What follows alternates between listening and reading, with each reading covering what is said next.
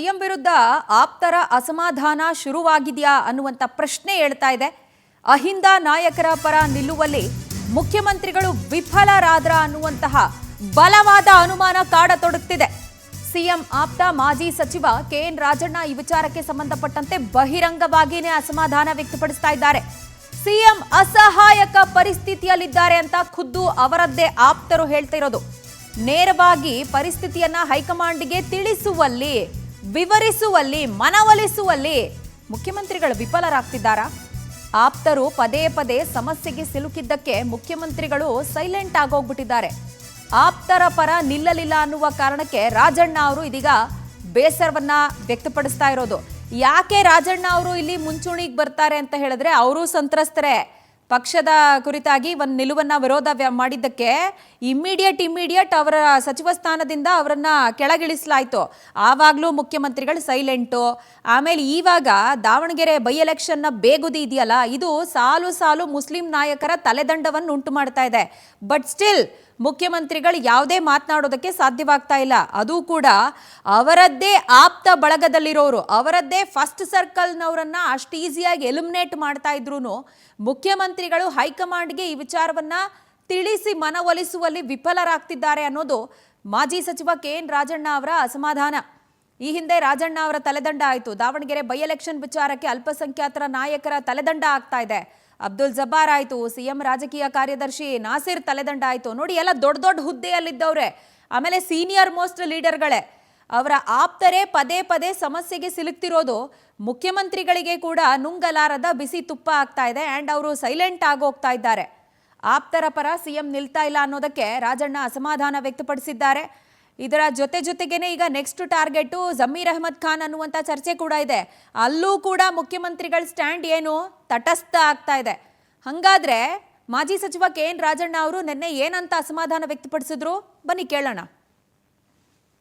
ಪಕ್ಷಕ್ಕೆ ನಿಷ್ಠೆಯಿಂದ ಇರ್ತಾರೆ, ಮತ್ತೆ ಪಕ್ಷದಲ್ಲಿ ಮುಂದೆ ಕಾಂಗ್ರೆಸ್ ಪಕ್ಷ ಬೆಳಿಬೇಕು, ಕಾಂಗ್ರೆಸ್ ಪಕ್ಷದಿಂದ ಬಡವರಿಗೆ ಅನುಕೂಲಗಳು ಆಗ್ಬೇಕು ಅಂತಕ್ಕಂಥ ನಿರೀಕ್ಷೆ ಮಾಡ್ತಕ್ಕಂಥ ಅವ್ರ ಮೇಲೆ ಪಟ್ಟಭದ್ರರು ಪಕ್ಷದಲ್ಲೂ ಇರ್ತಾರೆ. ಅವ್ರುಗಳೆಲ್ಲ ಈ ತರ ಹುನ್ನಾರಗಳನ್ನೆಲ್ಲ ಮಾಡ್ತಾರೆ. ಅದಕ್ಕೇನು ಮಾಡಕ್ ಆಗೋದಿಲ್ಲ.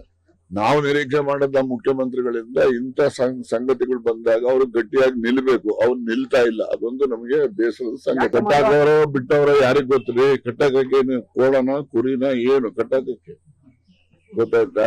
ಕೋಣನೂ ಅಲ್ಲ ಕುರಿನೂ ಅಲ್ಲ ಕಟ್ಟಾಕಕ್ಕೆ. ಅಸಹಾಯಕರಲ್ಲ. ಅದೇನೋ ಅವ್ರಿಗೇನೋ ಒಂದು ಯಾವ ಯೋಚನೆ ಇದೆಯೋ ನನಗ್ ಗೊತ್ತಿಲ್ಲಪ್ಪ. ಬಟ್ ನಾವು ಸಿದ್ದರಾಮಯ್ಯನವರಿಂದ ಈ ರೀತಿಯ ಅಸಹಾಯಕ ಪರಿಸ್ಥಿತಿನ ನಾವು ನಿರೀಕ್ಷೆ ಮಾಡಿರ್ಲಿಲ್ಲ. ಯಾವ ಪಾರ್ಟಿಲಿ ಇಲ್ಲ ಹೇಳಿ?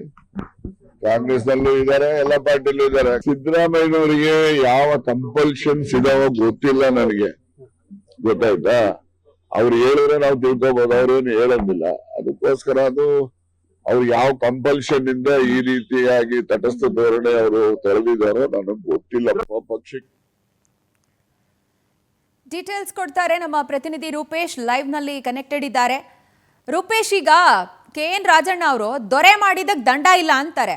ಮತ್ತೊಂದು ಕಡೆ ಮುಖ್ಯಮಂತ್ರಿಗಳು ಅಸಹಾಯಕರಾಗಿದ್ದಾರೆ, ಯಾರ ಪರ ನಿಲ್ತಿಲ್ಲ ಅಂತ ಮಾತನಾಡ್ತಾರೆ. ಸೊ ಈ ಮೂಲಕ ಹೆಸರನ್ನ ಹೇಳದೆ ಯಾರ ಕೈ ಮೇಲಾಗ್ತಾ ಇದೆ, ಮುಖ್ಯಮಂತ್ರಿಗಳ ಕೈ ಕೆಳಗಾಗ್ತಿದೆ ಅನ್ನೋದನ್ನ ರಾಜಣ್ಣ ಅವರು ಸೂಚ್ಯವಾಗಿ ಹೇಳ್ದಂಗಿದೆ. ನಿಜ ಪ್ರಜ್ವಲ್, ಯಾಕಂತ ಹೇಳಿದ್ರೆ ಸಿಎಂ ಮೊದಲಿಂದಲೂ ಕೂಡ ಅಹಿಂದ ಅವರ ಪರ ಇದ್ದಾರೆ ಅಂತ ಹೇಳಲಾಗ್ತಾ ಇತ್ತು. ಆದ್ರೆ ಇದೀಗ ಅಹಿಂದ ಅವರ ರಕ್ಷಣೆ ಮಾಡ್ತಾ ಇಲ್ಲ ಅಂತ ಹೇಳಿ ಸಿಎಂ ಆಪ್ತರೆ ಈಗ ಒಂದು ಅಸಮಾಧಾನವನ್ನು ಹೊರಹಾಕ್ತಾ ಇದ್ದಾರೆ. ಇಷ್ಟವರೆಗೆ ಕೆಎನ್ ರಾಜಣ್ಣ ಅವರು ಸಿಎಂ ವಿರುದ್ಧ ಬಹಿರಂಗವಾಗಿ ಮಾತಾಡಿರ್ಲಿಲ್ಲ. ಆದ್ರೆ ಇದೀಗ ಸಿಎಂ ಸಿದ್ದರಾಮಯ್ಯನವರು ಅಸಹಾಯಕರಾಗಿದ್ದಾರೆ ಅನ್ನೋ ಹೇಳೋದ್ರ ಮೂಲಕವಾಗಿ ಎಲ್ಲೋ ಒಂದು ಕಡೆ ಸಿಎಂ ಸಿದ್ದರಾಮಯ್ಯ ವಿರುದ್ಧವಾಗಿ ಅಸಮಾಧಾನವನ್ನು ಹೊರಹಾಕಿದ್ದಾರೆ. ಮೊದಲೆಲ್ಲ ಸಿಎಂ ಪರ ಬ್ಯಾಟಿಂಗ್ ಅನ್ನ ಮಾಡ್ತಾ ಇದ್ರು. ಆದ್ರೆ ಕೆಎನ್ ರಾಜಣ್ಣ ವಿಚಾರ ಇರಬಹುದು, ಜಮೀರ್ ಅಹಮದ್ ವಿಚಾರ ಇರಬಹುದು, ನಸೀರ್ ಹಾಗೆ ಜಬ್ಬಾರ್ ಅವರ ವಿಚಾರ ಇರಬಹುದು, ಈ ಎಲ್ಲಾ ವಿಚಾರದಲ್ಲೂ ಕೂಡ ಸಿಎಂ ಸಿದ್ದರಾಮಯ್ಯ ಸರಿಯಾಗಿ ಬೆಂಬಲಕ್ಕೆ ನಿಂತಿಲ್ಲ ಅಂತಾರೆ. ಕೆಎನ್ ರಾಜಣ್ಣ ಬೆಂಬಲಕ್ಕೆ ನಿಂತಿದ್ರೆ, ಕೆಎನ್ ರಾಜಣ್ಣ ಹೇಳಿಕೆ ಈ ರೀತಿಯಾಗಲ್ಲ, ಈ ರೀತಿಯ ಹೇಳಿಕೆ ಕೊಟ್ಟಿದ್ದು ಅಂತೇಳಿ ಏನಾದ್ರು ಹೇಳಿದ್ರೆ ಇಲ್ಲಿಗ ಕೆಎನ್ ರಾಜಣ್ಣ ಅವರ ತಲೆದಂಡ ಆಗೋ ತಪ್ತಾ ಇತ್ತು. ಅದೇ ರೀತಿಯಾಗಿ ಜಬ್ಬರ್ ಅವರು ಕೂಡ ಅದೇ ರೀತಿಯಾಗಿ, ಹಾಗೆ ನಸೀರ್ ಅಹಮದ್ ಅವರ ಪರ ಬರುವಾಗ ಅಂದ್ರೆ ಇಲ್ಲಿಗ ದೊಡ್ಡ ಮಟ್ಟಕ್ಕೆ ನಿಂತಿದ್ರೆ ಸಮಸ್ಯೆಗಳಾಗ್ತಾ ಇರ್ಲಿಲ್ಲ ಅನ್ನೋಂತ ಅರ್ಧದಲ್ಲಿ ಮಾತಾಡಿದ್ದಾರೆ. ಅದೇ ರೀತಿಯಾಗಿ ಈಗ ಸಿಎಂ ಸಿದ್ದರಾಮಯ್ಯ ಸಾಧಿಸಿದ್ದೇನಂತ ಹೇಳೋ ತಮ್ಮ ಆಪ್ತರ ನಾಯಕರನ್ನ 3-4 ಜನ ಆಪ್ತ ನಾಯಕರನ್ನ ಪಕ್ಷದಿಂದ ವಜಾ ಮಾಡೋದು, ರಾಜೀನಾಮೆ ಪಡ್ಕೊಂಡಾಗಿದೆ. ಡಿ.ಕೆ. ಶಿವಕುಮಾರ್ ಅವರು ಇದರಲ್ಲಿ ಸಕ್ಸಸ್ ಆಗಿದ್ದಾರೆ. ಯಾಕಂತ ಹೇಳಿದ್ರೆ ಜಮೀರ್ ಅಹಮದ್ ವಿರುದ್ಧ ಹಿಂದಿನಿಂದಲೂ ಕೂಡ ಆಕ್ರೋಶವನ್ನು ಹೊರಹಾಕ್ತಾ ಇದ್ರು. ಇದೀಗ ದೊಡ್ಡ ಮಟ್ಟಕ್ಕೆ ಚರ್ಚೆ ಆಗ್ತಾ ಇದೆ, ಜಮೀರ್ ಅವರ ತಲೆದಂಡ ಆಗಬಹುದು ಅಂತ ಹೇಳಿ. ಹೀಗಾಗಿ ಚರ್ಚೆ ಆಗ್ತಾ ಇದೆ. ಸಿಎಂ ಸಿದ್ದರಾಮಯ್ಯ ಡಿಫೆಂಡ್ ಮಾಡ್ಕೊಂಡ್ರ ಅಂತ ಹೇಳಿದ್ರೆ ಡಿಫೆಂಡ್ ಮಾಡ್ಕೊಂಡಿಲ್ಲ. ಸಿಎಂ ಸಿದ್ದರಾಮಯ್ಯ ಅವರು ವೀಕ್ ಆಗಿದ್ದಾರೆ ಅನ್ನೋ ಲೆಕ್ಕಾಚಾರ ರಾಜ್ಯ ರಾಜಕಾರಣದಲ್ಲಿ ಆಗ್ತಾ ಇದೆ. ಬಿಜೆಪಿ ಇದನ್ನೇ ಇಟ್ಟುಕೊಂಡು ಒಂದು ಕೌಂಟರ್ ಅನ್ನು ಕೊಡ್ತಾ ಇದೆ. ದೆಹಲಿಗೆ ಹೋಗಿ ಕೂತಿದ್ದಾರೆ ಕೆಲವೊಂದು ಜನ, ಅದು 30 ಜನ ದೆಹಲಿಗೆ ಹೋಗಿದ್ದಾರೆ. ಅದೇ ರೀತಿ ರಾಜ್ಯದಲ್ಲೂ ಕೂಡ ಒಂದಿಷ್ಟು ಜನ ಮಾತಾಡ್ತಾರೆ ಸಿಎಂ ಸಿದ್ದರಾಮಯ್ಯ ಅಸಹಾಯಕರಾಗಿದ್ದಾರೆ ಅಂತೇಳಿ. ಎಲ್ಲವೂ ಕೂಡ ಹೈಕಮಾಂಡ್ ಸಿದ್ದರಾಮಯ್ಯ ಮಾತನ್ನು ಕೇಳ್ತಾ ಇಲ್ಲ, ಡಿಸಿಎಂ ಡಿ.ಕೆ. ಶಿವಕುಮಾರ್ ಮಾತನ್ನು ಕೇಳ್ತಾ ಇದೆ ಅನ್ನೋದಕ್ಕೆ ಸಾಕ್ಷ್ಯ ಅಂತೇಳಿ ಹೇಳ್ತಾ ಇದ್ದಾರೆ. ಒಟ್ಟಾಗಿ ಸಿಎಂ ಸಿದ್ದರಾಮಯ್ಯ ಸ್ವಲ್ಪ ಮಟ್ಟಿಗೆ ಅಹಿಂದ ವರ್ಗದ ರಕ್ಷಣೆ ಮಾಡೋದ್ರಲ್ಲಿ ಅಥವಾ ಅಹಿಂದ ವರ್ಗದ ನಾಯಕರ ರಕ್ಷಣೆ ಮಾಡೋದ್ರಲ್ಲಿ ವಿಫಲರಾಗಿದ್ದಾರೆ ಅನ್ನೋ ಚರ್ಚೆಗಳು ಈಗ ಸಿಎಂ ಆಪ್ತರೇ ಹೊರಹಾಕ್ತಾ ಇದ್ದಾರೆ. ಇದಕ್ಕೆ ಏನಾದ್ರು ರಿಯಾಕ್ಟ್ ಮಾಡ್ತಾರಾ ಅಥವಾ ಏನ್ ಲೆಕ್ಕಾಚಾರ ಅಂತ ಹೇಳಿ ನೋಡ್ಬೇಕಾಗತ್ತೆ. ಪ್ರಜ್ವಲ. ಫೈನ್ ರೂಪೇಶ್, ಥ್ಯಾಂಕ್ ಯು ತಮ್ಮೆಲ್ಲ ಡೀಟೇಲ್ಸ್ಗೆ.